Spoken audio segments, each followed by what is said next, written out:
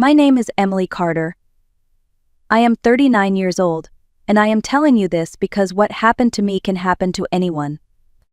6 months after my husband died, I started working night shifts downtown. I was exhausted, grieving, and just trying to keep my life from falling apart. Every morning at the end of my shift, I ordered a rideshare to take me home. And every morning the same driver picked me up. His name was Mark. He was quiet, professional, and calm. He drove carefully, never rushed me, never asked questions I did not want to answer. After weeks of sleepless nights and emotional chaos, that quiet ride home felt like the only stable thing left in my life. Then one morning, everything changed. We turned onto my street, the same street I had lived on for years, the street where my husband and I built our life together. But Mark did not slow down. He drove straight past my house. I sat up and said, "Mark, you missed my place." He did not look at me. His hands tightened on the steering wheel. His voice stayed steady, but something in it made my stomach drop. He said, "Emily, your neighbor has been watching you. You cannot go home tonight." My heart started racing. I asked what he meant. I asked which neighbor. I told him he was scaring me. He said, "Tomorrow morning I will show you the proof, but right now I am taking you somewhere safe." In that moment, sitting in the back seat of a moving car, I realized something terrifying. The place I believed was safest might be the most dangerous place of all. Before I continue, please like this video, subscribe to the channel, and comment below where you are watching from. I am sharing this because women everywhere need to hear it. Now let me take you back to where my life truly began to fall apart. Before all of this happened, my life was simple in the best way. My husband Daniel was my best friend. We had been married for 15 years. We were not flashy people. We liked quiet weekends, cooking at home, and talking about plans we would get to someday. Travel after retirement, maybe adoption. Growing old together in the house we bought 8 years earlier. Then one Tuesday morning, Daniel kissed me goodbye, told me he loved me, and walked out the door for work. He never came home. A heart attack. Sudden. Massive. The doctor said he probably did not feel pain. The doctor said there was nothing anyone could have done. Those words did nothing for me. After the funeral, time stopped making sense. Days blurred together. The house felt too quiet, too large, too empty. Every room held memories that hurt to touch, but I could not bring myself to leave. That house was the last place I had been truly happy. I moved through my days like a shadow. I slept poorly. I forgot things. I cried without warning. Grief does not arrive neatly. It seeps into everything. People told me I was strong. I nodded and pretended I was. But the truth was, I was barely holding myself together. I thought losing my husband was the worst thing that could ever happen to me. I believed that pain had already taken its full share. I did not yet understand how vulnerable grief can make you. And I did not know that someone had already noticed my vulnerability and decided to take advantage of it. About 2 months after the funeral, reality caught up with me. The life insurance helped, but it was not enough to cover everything long-term. The mortgage, utilities, groceries, medical bills. Grief is expensive in ways people do not talk about. I had been working part-time in medical billing, but the hours were limited and the pay was not enough. I needed something better, something stable, even if it meant sacrificing comfort and routine. That is how I ended up accepting a night shift supervisor position at a distribution center downtown. The pay was good. The hours were brutal, 10 at night until 6 in the morning, 5 nights a week. I told myself it was temporary, just until I got back on my feet. I no longer had a car. Daniel and I had only owned one. After he died, his sister needed it more than I did. 3 kids. No reliable transportation. I sold it to her for far less than it was worth because it felt like the right thing to do. That decision changed everything. Without a car, ride shares became my lifeline. Every morning after my shift, I would step outside into the cold early light and wait for a stranger to take me home. I was exhausted, emotionally drained, running on autopilot. I did not realize it then, but that version of me was exactly the kind of person predators look for. Someone tired, someone alone, someone who just wanted to get home and feel safe. Mark was not the kind of driver who tried to be memorable. He did not talk too much. He did not ask personal questions. He did not make comments about my appearance or my schedule. He simply confirmed my address, drove carefully, and wished me a good morning when we arrived. That consistency mattered more than I realized at the time. After long nights managing a warehouse floor, my nerves were shot.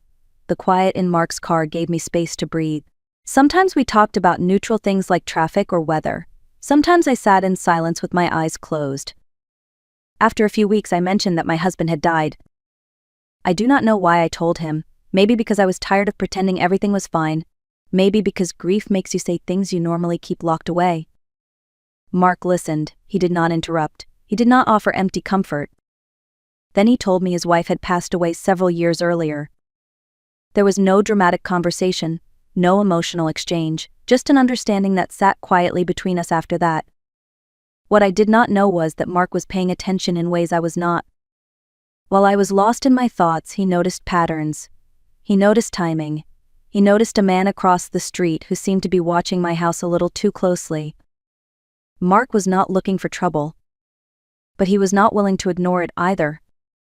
The neighborhood I lived in had always felt safe. Tree-lined streets, well-kept lawns, neighbors who waved and minded their own business.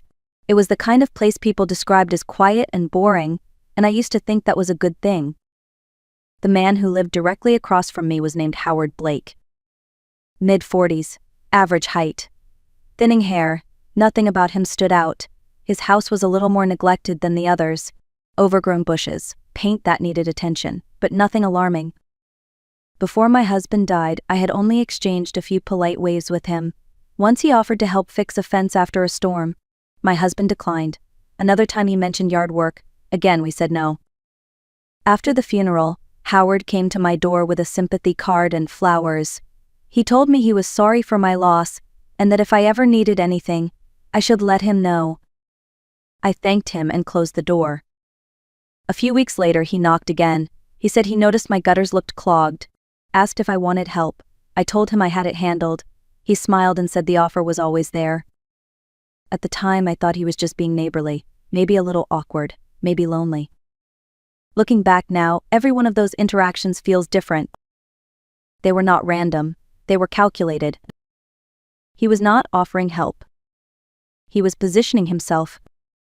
And while I was grieving, exhausted, and barely holding myself together, I was exactly the kind of person who did not notice what those small moments were really leading toward. For weeks my life followed the same pattern. Work through the night, ride home at sunrise, collapse into bed, repeat. And during that time I did not notice the small changes around me. A kitchen drawer slightly open when I was sure I had closed it. A picture frame angled differently than I remembered. I blamed exhaustion. I blamed grief. I told myself my mind was foggy and unreliable. I did not notice that Howard always seemed to be outside when I got home, taking out trash, checking his mailbox, standing in his driveway at 6:30 in the morning. I did not notice how his eyes followed me from the car to my front door.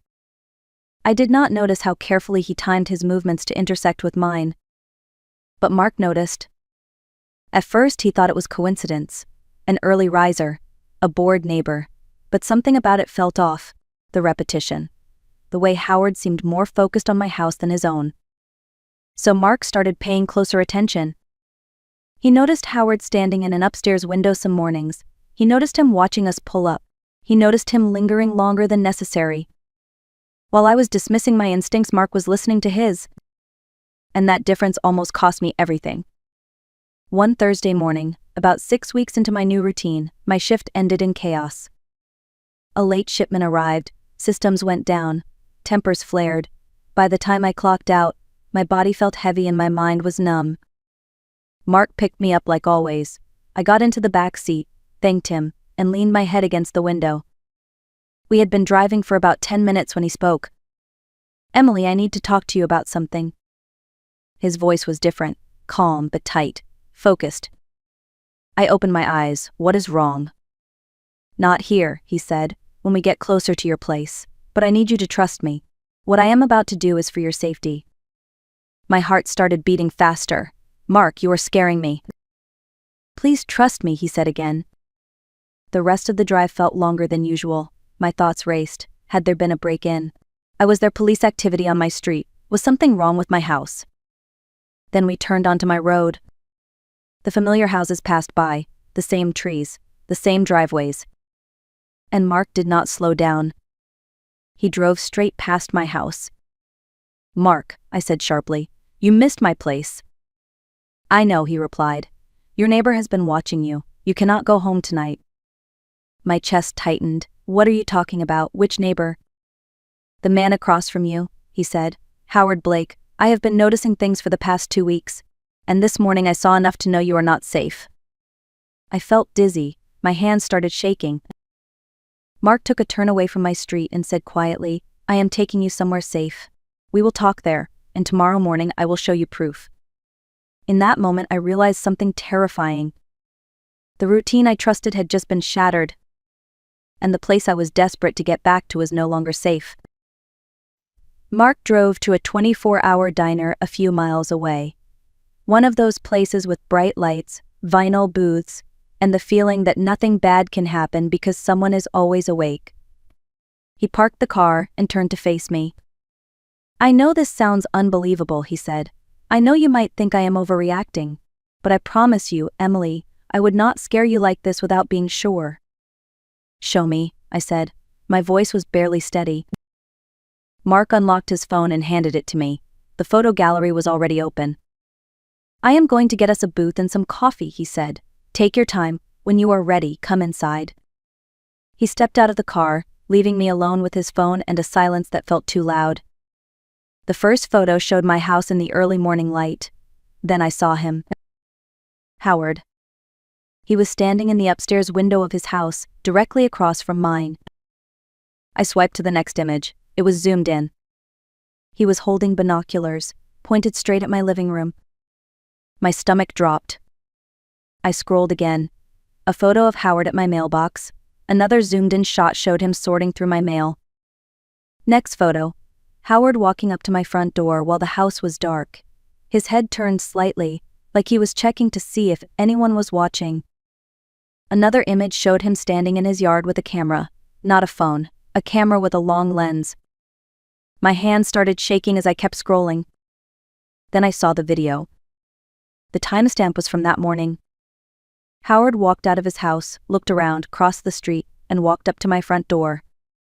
I watched in horror as he pulled a key from his pocket. My key. He unlocked my door and went inside my house. The video continued for several minutes. Then he came back out, locked the door behind him, and returned to his home like nothing had happened. My vision blurred. I dropped the phone onto the seat and opened the car door just in time to be sick in the parking lot. When I finally stumbled into the diner, Mark was waiting in a corner booth with 2 cups of coffee. I slid into the seat across from him and whispered, "He has a key to my house."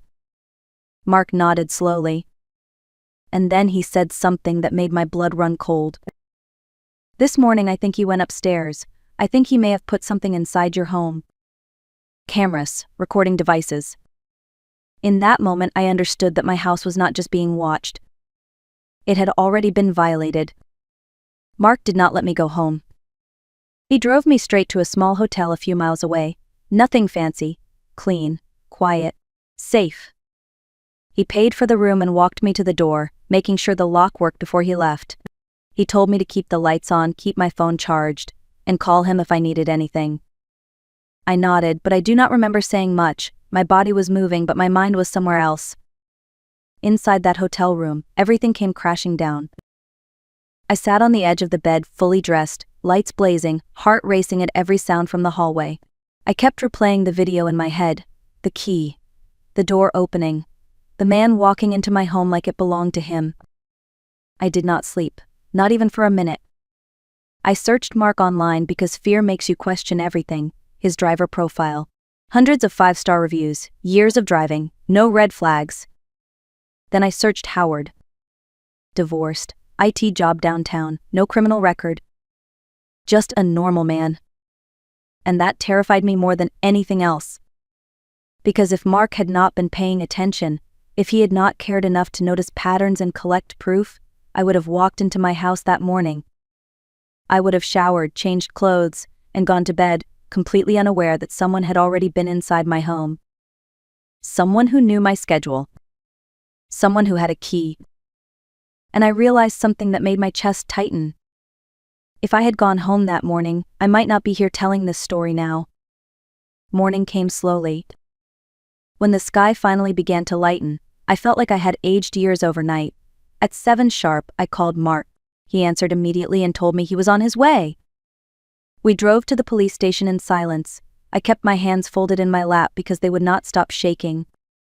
At the front desk, we asked to speak to someone about stalking and unlawful entry. We were taken to a small interview room where a detective named Laura Mitchell introduced herself. She had calm eyes and a steady voice, the kind that made you feel like she had seen worse and survived it. Mark explained everything. Slowly. Clearly, he showed her the photos and videos on his phone, walking her through the timeline of what he had noticed and when. Detective Mitchell watched without interrupting. When she saw the video of Howard unlocking my door with a key, her expression changed. She excused herself and returned with another officer. "Emily," she said carefully, "this is extremely serious. This is criminal stalking, unlawful entry, and illegal surveillance. Based on what we are seeing, there is a strong possibility this behavior was escalating." I swallowed hard and told her what Mark suspected, that Howard might have installed cameras inside my home. Her jaw tightened. "You cannot return to that house," she said, "not until we search it. As of now, your home is considered a potential crime scene." They moved quickly after that. Warrants were requested. Officers were dispatched to both houses. As I sat there in that small room, I realized something that made my stomach turn. The place I had been rushing toward every morning was not a refuge. It had been a trap. I saw him again the next morning. The courtroom was small and quiet, the kind of place where every sound feels louder than it should. Mark sat beside me, close enough that I could feel his presence without looking at him. Then Howard Blake was brought in. He looked smaller than I remembered. Thinner, less ordinary. He wore an orange jumpsuit and handcuffs, and for a moment I almost did not recognize the man who had lived across from me for years. When his eyes found mine, I expected something. Fear, shame, regret. There was nothing. Just a blank stare that made my skin crawl. The judge began reading the charges: stalking, unlawful entry, illegal surveillance. Each word felt heavy, like it belonged to someone else's life, not mine. When the judge asked if anyone wished to speak, I stood up before I could talk myself out of it. My legs were shaking, but my voice was steady. I told the court that he had watched me grieve my husband, that he had entered my home without permission, that he had treated my private life like something he was entitled to consume. I told him he did not break me. I told him he was only standing there because someone noticed what he was doing and refused to stay silent. Howard never looked away, but something shifted in me as I sat back down. For the first time since my husband died, I felt something solid return. Not anger. Control. And that mattered more than I ever expected. The weeks that followed were some of the hardest of my life. I learned details I wish I could forget. Cameras hidden inside my home. Footage recorded in rooms where I should have been completely safe. Patterns documented, notes written, plans forming. The police told me it was unlikely I would ever feel comfortable in that house again. They were right. Every room felt contaminated. Every corner felt watched. The bedroom where I had cried for my husband no longer felt private. The bathroom where I started and ended every day no longer felt mine. So I sold the house. The house Daniel and I chose together. The house where we planned our future. The house I thought I would grow old in. Letting it go felt like losing him all over again. I started therapy because I could not function without it. I jumped at sounds. I checked mirrors. I searched rooms for hidden lenses. Safety no longer felt natural. It felt like something I had to build from scratch. People told me I was strong. But surviving something like this is not about strength. It is about paying a price you never agreed to pay and learning how to live anyway. And I was only beginning to understand what survival would cost me. Recovery did not happen all at once. Some days I felt almost normal. Other days I could not leave my apartment without checking the hallway twice. Healing came in uneven steps, forward and back, never in a straight line. What surprised me was what happened after the worst of the fear settled. I realized I did not want what happened to me to end with me. The detective connected me with a local support group for stalking victims. I went to my first meeting shaking. convinced I would not be able to speak. But when I listened to other women share their stories, I understood something powerful. I was not alone, and neither were they. I started helping in small ways, sharing what I had learned about hidden cameras, explaining how predators escalate slowly, teaching women how to trust that quiet feeling in their chest that says something is wrong. Mark stayed in my life too, not as a hero or a savior, but as a steady presence. Coffee conversations, check-in messages, proof that some people notice and choose to care. Helping others did not erase what happened to me, but it changed how I carried it. My story stopped being just a wound. It became a warning. And in a strange way, that gave the pain a purpose I never expected. I was no longer just surviving. I was using what I survived to protect someone else. Today, when I look back on everything that happened, one truth stands out above all others. Danger does not always announce itself. It does not always come from strangers in dark places. Sometimes it comes from someone who waves at you across the street, someone who offers help, someone who blends in so well that you never think to question them. If there is one thing I want you to remember from my story, it is this. If something feels off, do not ignore it. But do not explain it away. Do not tell yourself you are being dramatic. Your instincts exist to protect you, even when you cannot yet explain what they are warning you about. Pay attention to patterns. Someone who always knows your schedule, someone who appears a little too often, someone whose kindness feels intrusive instead of comforting. And if you ever feel unsafe in your own home, do not face it alone. Reach out, call the police. Stay with someone you trust. Safety is not something you should ever feel guilty for choosing. I also want to speak directly to people like Mark. If you notice something that does not feel right, do not look away. Do not assume it is none of your business. Paying attention can save a life. Someone paid attention for me. Because of that, I am still here. If this story resonated with you, please like this video, share it with someone you care about, and subscribe to the channel for more real stories and real lessons. Comment below and tell me where you are watching from, or if you have ever had someone protect you when you needed it most. My name is Emily Carter. I am a survivor. And I am living proof that awareness, courage, and one person willing to speak up can change everything.